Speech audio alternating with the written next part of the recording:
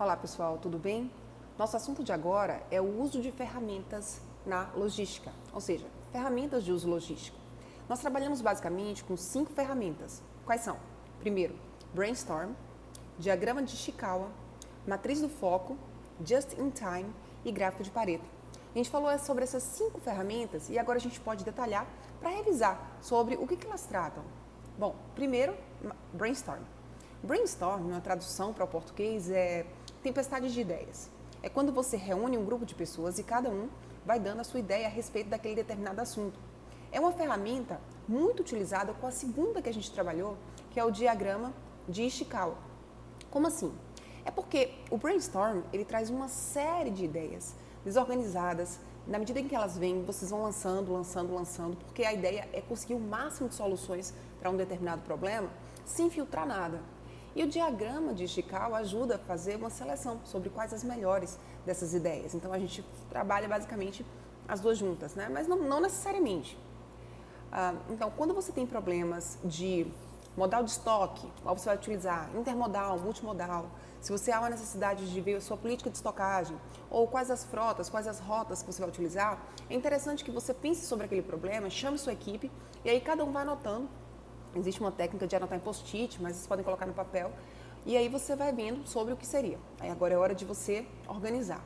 Porque na realidade o brainstorm, ele apesar de ser usado em qualquer tipo de administração, de equipes, ele foi criado para publicidade. Ele foi criado lá nos Estados Unidos por um cara chamado Alex Osborne. E ele inventou justamente isso para que não se perdessem boas ideias por uma filtragem prévia mal feita. Então primeiro você lança tudo e depois você filtra, né? É assim que você funciona.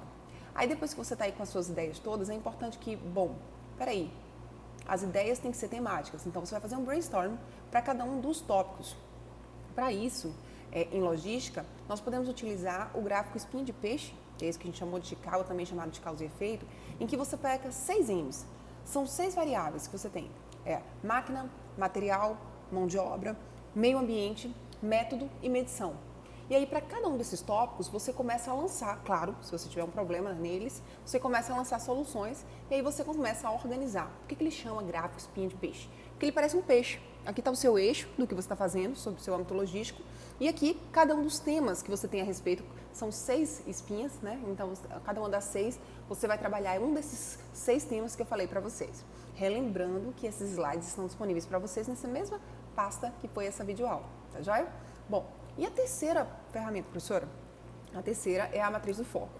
Então, só relembrando para vocês se situarem, a gente está estudando 5 aqui. A primeira foi brainstorm, depois a gente trabalhou com diagrama de Ishikawa e agora a matriz do foco. A matriz do foco, ela trabalha numa base de priorização de tópicos que devem serem feitos, orientados por tarefa. Como assim? Você tem muitas tarefas para fazer. Tarefas é o menor nível de entrega de serviço. E aí, na logística, é óbvio que você vai ter aí do ciclo que vai lá da sua matéria-prima, passa pela produção para chegar até o cliente. E nisso aí você tem uma série de tarefas a serem feitas e, no entanto, você não sabe qual delas priorizar, qual delas você vai otimizar ou melhorar. Então, você pode estabelecer uma ferramenta que chama matriz do foco ou matriz de foco, em que você faz um quadrante. Nesse quadrante, como é que funciona? Você vai colocar aquelas atividades. Primeiro, você faz um rascunho.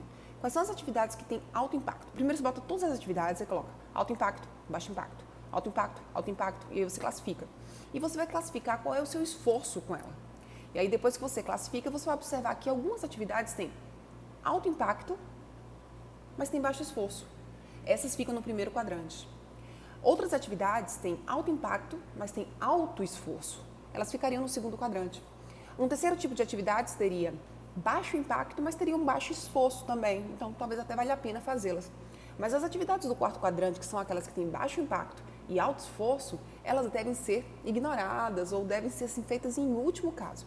Isso funciona muito bem, essa ferramenta, uma dica, para estudar para provas, né?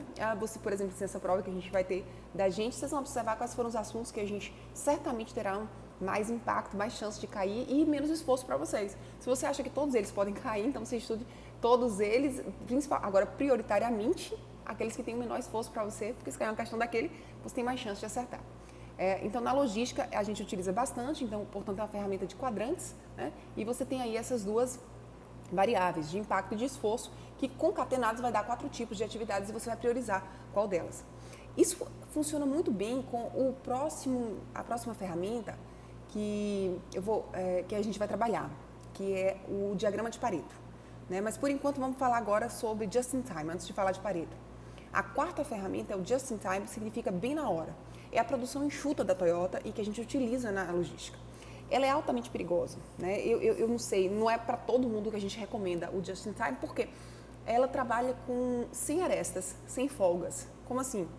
Você praticamente trabalha sem estoques, porque ela tem a seguinte teoria. Se você tem estoques intermediários, esses estoques, eles escondem falhas de sua equipe. Porque se você tivesse uma produção contínua, essa produção, ela teria uma perfeição em sua continuidade. E se alguém falha, para a fábrica toda e você sabe quem foi. Então, se você não colocar estoques intermediários ou pequenas folgas, você vai descobrir imediatamente quem é que errou e quem é que está errando. Então, você não vai ter falhas escondidas. Fora que estoques intermediários significam capital imobilizado. Então, você está perdendo dinheiro com custo de oportunidade. Nesse sentido, observe que o fluxo da sua atividade tem que ser contínuo e gerará um maior comprometimento daqueles que estão envolvidos. Afinal de contas, eles não querem ser os culpados por acabar com todos os problemas, toda a produção de todo o resto. Né? Então, o que acontece com o Just in Time? É que a entrega tem que ser feita certinha, na hora certinha, com tudo completo. É como se você trabalhasse no limite. Né? Tem aluno que faz isso, né? Que trabalha Just in Time. Como é que isso funciona? É quando você tem um trabalho para entregar e você fala, olha, eu tenho que entregar tal dia, tal hora, e você deixa para o último dia, para a última hora, e fala que está na hora certinha. Você não tem folga com isso, né? Mas é bem perigoso. Quando é que eu posso utilizar Just in Time, que funcionou, por sinal, muito bem com a Toyota, que deu uma guinada na sua produção. Ela reduziu, de fato, muito custo com imobilização de capital, muito custo com perda de material. Ela aumentou sua produtividade em termos de qualidade e de quantidade. E aí, mas quando é que eu posso usar? Eu posso usar quando eu tiver um ambiente de alta previsibilidade, ou seja, se eu tiver possibilidade de ter imprevistos graves, é melhor que eu tenha o estoque intermediário, é melhor que eu tenha o cuidado, tá certo? Bom, então, já que eu vou trabalhar no limite, eu preciso pelo menos ter uma previsibilidade. Nesse caso, vou evitar desperdícios. E aí, por fim, eu trago para vocês o gráfico de Pareto, que é uma ferramenta extremamente famosa, muito importante, que é uma descoberta, né?